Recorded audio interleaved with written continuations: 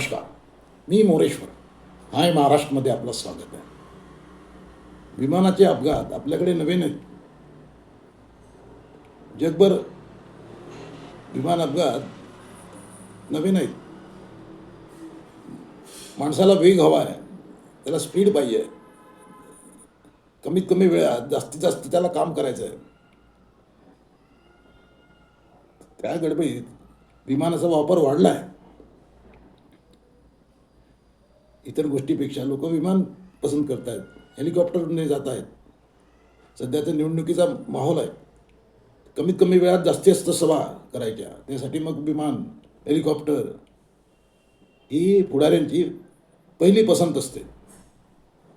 त्यात किती धोका आहे हे आता लक्षात आलेलं आहे.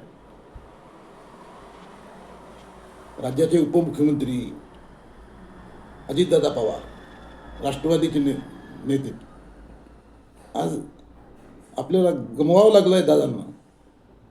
दादा आज आपल्यात नाहीत. आता विमान अपघात झाला, तो का झाला, त्याला जबाबदार कोण, याची चर्चा सुरू झाली आहे. परंतु गेलेला माणूस परत येणार नाही. पण चौकशी झालीच पाहिजे. असाच अपघात म्हणजे वेगळ्या प्रकारचा 2 महिन्यापूर्वी, 2 नाही 8 महिन्यापूर्वी एअर इंडियाच्या विमानाला झाला होता. एअर इंडियाच्या त्या विमानाच्या अपघातात 200 लोक मेले होते. 8 महिन्यापूर्वी झालेल्या या अपघातात चौकशीच्या आदेश झाले होते, पण चौकशीचा अहवाल कुठं आहे?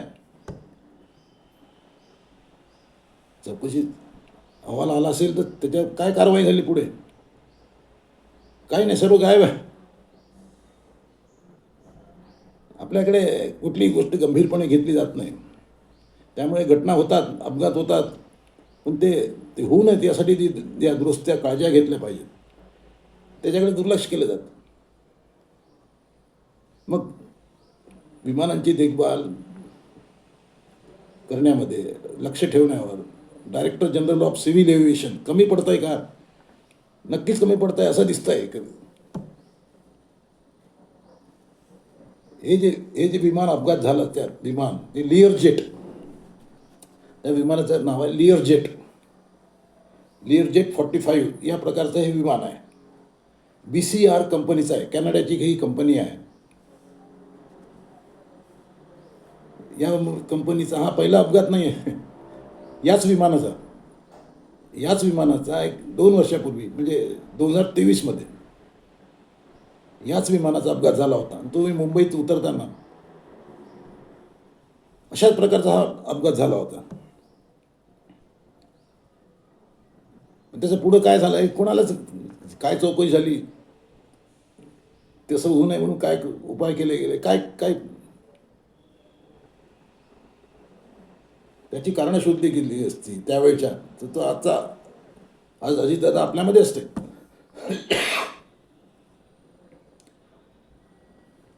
2023 धावपट्टीवरून हे विमान घसरलं होतं. आता यावेळेला हे विमान लँडिंग करताना स्फोट झाला. म्हणजे अपघात म्हणजे कारण प्रकार जवळपास सारखाच आहे. ते लँडिंग करताना कोसळलं, आपटलं आणि स्फोट झाला आणि ते धावपट्टीहून घसरलं. आता असे विमानं पुन्हा का वापरली जातात हा मुख्य मुद्दा आहे.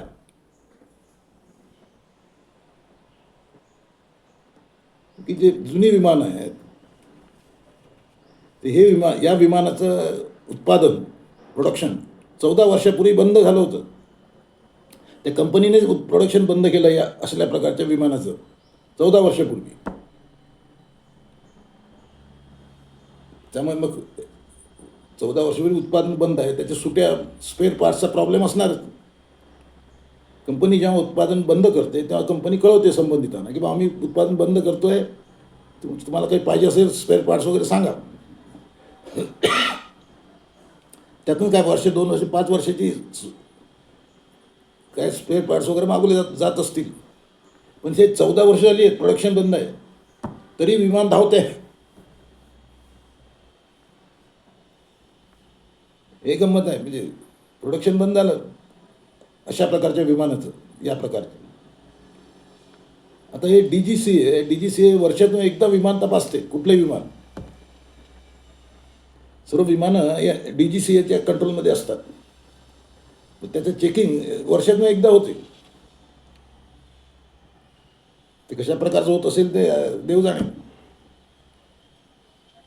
आता हे चेकिंग जे आहे ते किमान 3 महिन्यातून एकदा व्हायला पाहिजे, तरच विमानाची गुणवत्ता, हे अपघात आणि इतकी मोठी माणसं जीवानिशी जात आहेत.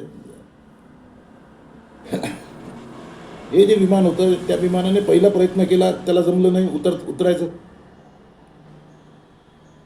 दुसऱ्या प्रयत्नात ते आपटलं, क्रॅश झालं. याचा अर्थ तांत्रिक बिघाड विमानामध्ये होता का? तांत्रिकदृष्ट्या हे विमान उडण्याला लायक नव्हतं का? बिघाड होता का?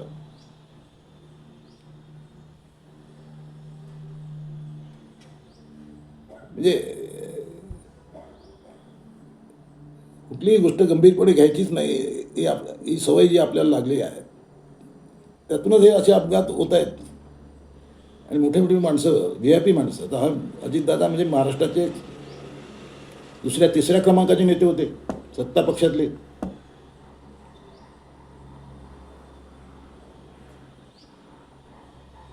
ते या अपघातात ते गेले. तेच नाही, त्यांच्यासोबत 6 जण गेले. दोन्ही पायलट, दोन्ही वैमानिक त्यांच्यासोबत असलेले ते गेले. 6 जण गमावले आहेत आपण. म्हणजे यात घातपात असायचं कारण नसावं, काहीच नसावं. तांत्रिक बिघाड हे महत्त्वाचं कारण असू शकते. कारण दौरे वाढलेत, त्यामुळे विमान जास्त वेळ वापरलं जात आहे. जास्तीत जास्त सभा करायच्या असतात. त्यातून सुरक्षिततेच्या दृष्टीने जी तपासणी व्हायला पाहिजे, सिक्युरिटीच्या दृष्टीने, त्यात कुठंतरी हयगय होते आहे. आता हे जे विमान जिथे कोसळलं बारामतीमध्ये, मुंबईहून उडालं, बारामतीमध्ये उतरताना कोसळलं, तेव्हा हवामान खराब नव्हतं. स्वच्छ हवा होती, प्रकाश भरपूर होता.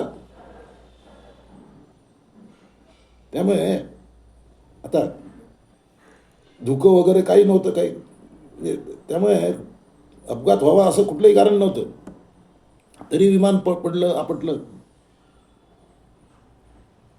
काय कारण? आता विमान पडताना वैमानिक काही संदेश पाठवतो, तसा संदेश इथं काही आलेला दिसत नाही.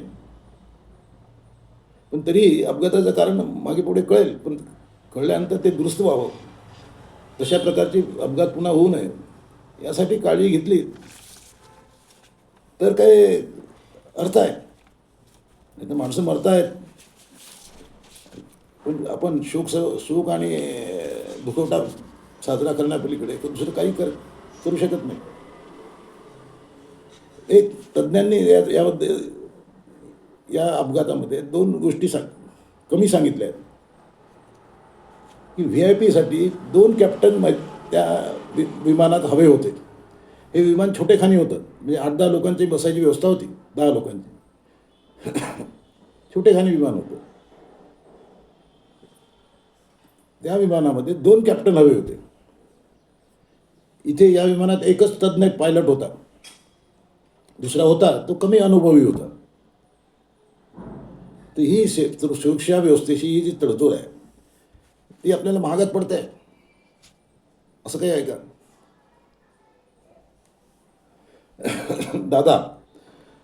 अजितदादा म्हणजे अजितदादा एकच वादा, हे आपण ऐकत आलो आहे.